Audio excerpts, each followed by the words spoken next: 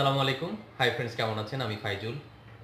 আবারও আজকে নতুন বিষয় নিয়ে আপনাদের সামনে। আজকে খুব গুরুত্বপূর্ণ একটা ফার্স্ট এইড নিয়ে আলোচনা করব। বিষয়টি হচ্ছে আগুনে পুড়ে গেলে আমরা কি করব? যখন আমাদের বাসায় যদি আমাদের আগুন লেগে যায়, আগুনে পুড়ে যায়, হাত পুড়ে, পা পুড়ে, অনেক সময় পুড়ে যায়, অ্যাক্সিডেন্ট হয়ে যায়, তখন আমরা এমার্জেন্সি কি করতে পারি? হসপিটালে নেওয়ার আগ পর্যন্ত, ডক্টরের কাছে নেওয়ার আগ পর্যন্ত আমরা কিভাবে ভালো থাকতে পারি? এ বিষয় নিয়ে আলোচনা সকলের জন্য জানা গুরুত্বপূর্ণ। আশা করি ভিডিওটি প্রথম থেকে শেষ পর্যন্ত দেখবেন। সাধারণত পোড়া বলতে আমরা কি বুঝি? যখন আগুনের দ্বারা, কোনো কেমিক্যালের দ্বারা, কোনো রের দ্বারা, রশ্মির দ্বারা যদি ক্ষত তৈরি হয়, তখনই আমরা আসলে এটাকে বার্ন বা পোড়া বলি। অনেকগুলো কারণ আছে পোড়ার। এর ভিতরে কিছু আছে আমরা কি কারণে পুড়লো, এটা নিয়ে আমরা কারণটা খুঁজে বের করতে পারি। আরেকটা পোড়ার কারণ হচ্ছে যে পোড়ার যে ক্ষত হয়, ক্ষতর গভীরতা বা স্তরটা কতটুকু, এ নিয়েও কিন্তু আমরা কারণটা বলতে পারি, ক্লাসিফিকেশনটা করতে পারি। সাধারণত আমাদের কিভাবে ঘরের মধ্যে পুড়তে পারে? প্রথম অবস্থায় আগুনে পুড়তে পারে আমাদের। আগুনে অনেক সময় পুড়ে যায়। উত্তপ্ত পানি, উত্তপ্ত তেল, তেলে আমাদের হাত পা পুড়ে যায়। অনেক সময় পানিতে, উত্তপ্ত ফুটন্ত পানিতে পুড়ে যায়।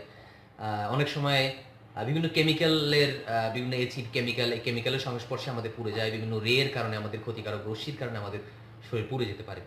তো পুড়ে যদি যায়, এই পোড়াটাকে মেডিকেল সায়েন্সে বিভিন্ন গ্রেডে ভাগ করে আসলে। একটু বেসিক ধারণা দিই আপনাদের। এত মেডিকেল বিষয় না জানলেও চলবে আমাদের, তবুও ধারণা দিই। সাধারণত ফার্স্ট ডিগ্রি পোড়াটাকে আমরা বলি যে যদি চামড়ার উপরে পুড়ে যায় তখন ফার্স্ট ডিগ্রি পোড়া বলি। সেকেন্ড ডিগ্রি বলি আমরা যদি দেখা যায় যে চামড়ার মধ্যস্তর পর্যন্ত চলে যায়, তখন আমরা সেকেন্ড ডিগ্রি বলি। আর থার্ড ডিগ্রি বলি যখন এই চামড়া পুড়ে যায়, মাংস, তারপরে নার্ভ পুড়ে যায়, তখন আমরা বলি এটা থার্ড ডিগ্রি পর্যন্ত পোড়াটা চলে গেছে। এখন আমরা পুরোটা সম্পর্কে বুঝলাম মোটামুটি, আর আমরা জানি যে কিসে কিসে পুড়ে যায়, এটাও আমরা জানি। তো আমরা করবোটা কি? সবচেয়ে প্রথম কাজ, এখানে আরেকটা জিনিস বলতে ভুলে গেছি, সরি। আগেই বলা উচিত ছিল যে ইলেকট্রিসিটির কারণেও কিন্তু আমাদের অনেক সময় পুড়ে যায়। হ্যাঁ, ইলেকট্রিক লাইনে, কারেন্টের লাইনে হাত লেগে অনেক সময় পুড়ে যায়।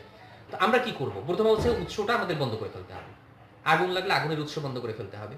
বা আগুন, গরম পানি যদি থাকে, গরম পানির কাছ থেকে সরে যেতে হবে। আগুন লাগলে আগুনটা বন্ধ করতে হবে। শরীরে যদি আগুন লাগে আমরা দৌড় দেবো না। তখন কি করব? গড়াগড়ি দেবো, অথবা কোনো কিছু, কোনো যে কাঁথা বা কম্বল যাই হোক, কোনোভাবে জড়িয়ে দেবো। জড়িয়ে দিলে হবে কি, একটা অক্সিজেন শূন্যতা তৈরি হবে। আর যদি অক্সিজেন শূন্যতা হয়, আগুন সাধারণত অক্সিজেন ছাড়া জ্বলতে পারে না। তো প্রথম অবস্থায় আমরা কি, উৎস বন্ধ করে দেবো। যদি কারেন্টের এরকম লাইনে কারো পুড়ে যায়, তো কারেন্টের উৎসটা বন্ধ করে দেবো। যে কোনো কারণে আমাদের ফার্স্ট উৎস বন্ধ করতে হবে। দ্বিতীয় হচ্ছে, যদি দেখা যায় পুড়ে গেছে, কাপড়টাও পুড়ে গেছে, কাপড়টা লেগে যেতে পারে ক্ষতের সাথে, কাপড়টা সরিয়ে ফেলবো। তারপরে হচ্ছে পানি দেওয়া। পোড়ার প্রথম চিকিৎসা মাথায় রাখতে হবে, প্রচুর পানি ঢালতে হবে।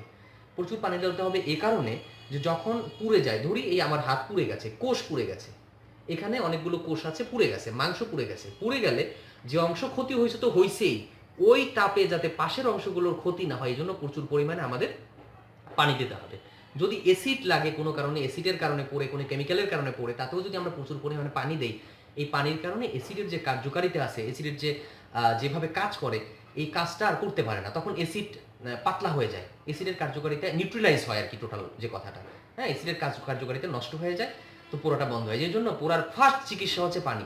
পানি ছাড়া আসলে পোড়ার ঘরের মধ্যে কোনো চিকিৎসা নাই। অনেকে পুড়ে গেলে কি করে, ডিমের লালা দিয়ে দেয়। ডিম ভাঙার পরে ডিমের লালা দেয়, কেউ আলু বেটে দেয়, বা কেউ এবার এরকম টোটকা করে। এতে হয় কি, জটিল হয়, ইনফেকশন বাড়তে থাকে। যদি ফোসকা পড়ে যায়, ফোসকাকে ফাটাবো না আমরা। পুরো জায়গাটাকে, ক্ষতস্থানটাকে আমরা আপাতত ঢেকে, আশেপাশে যদি ডক্টর থাকে, হসপিটাল থাকে, আমরা ওখানে চলে যাব। যাদের বাসা ঢাকায় আছেন, ঢাকায় থাকলে অবশ্যই ঢাকা মেডিকেলে বানিয়ে চলে যেতেই হবে। আর যদি ছোট হয়, খুব ছোট হয়, তাহলে পাশের কোনো ডক্টর থাকলে ওনার কাছ থেকে কনসালটেন্ট, মানে পরামর্শ নিলেই হবে। আবার খুব বেশি যদি মানে খুব বেশি পোড়া না হয়, খুব অল্প পোড়া হয়, অনেক সময় আছে নিজের বাসায় যদি অল্প ক্ষত হয়, তাহলে স্যাভলন ক্রিম আছে, ডেটল ক্রিম আছে, এই ক্রিম ব্যবহার করলেও অনেক সময় ক্ষত কমে যায়। ক্ষতের স্তরের উপর নির্ভর করবে আপনি কখন ডাক্তারের কাছে যাবেন। কিন্তু মাথায় রাখবেন, পুড়ে গেলে এর প্রধান চিকিৎসা হচ্ছে পানি দেওয়া। যত বেশি, যত দ্রুত আপনি পানি দেবেন, তত দ্রুত আপনার আরোগ্য হবে। যদি ফোসকা পড়ে যায়, ফোসকাটা ফাটানো যাবে না। সচেতন হন, আগুন থেকে দূরে থাকেন। সবচেয়ে বেশি ভয়ঙ্করভাবে পুড়ে যায় হচ্ছে বাচ্চারা। বাচ্চাদেরকে আগুন থেকে দূরে রাখেন, বাচ্চাদেরকে পানি থেকে দূরে রাখেন। রান্না করার সময় বাচ্চারা যেন রান্নাঘরে না থাকে, ইস্তারি করার সময় ইস্তারি কাছে যেন না থাকে। আপনার ঘরের মধ্যে যদি ওয়ারিংয়ের সমস্যা থাকে, ইলেকট্রিক মিস্ত্রি ডেকে ওয়ারিংটা করায় নেন। ভালো থাকেন। আপনাদের শুভকামনা করছি আপনাদের সকলের জন্য। সকলে আমরা যেন ভালো থাকি। আল্লাহ হাফেজ। ভিডিও যারা দেখছেন, চ্যানেলটি সাবস্ক্রাইব করুন যদি সাবস্ক্রাইব না করেন। তথ্যটি যদি গুরুত্বপূর্ণ মনে হয়, প্রচুর শেয়ার করুন।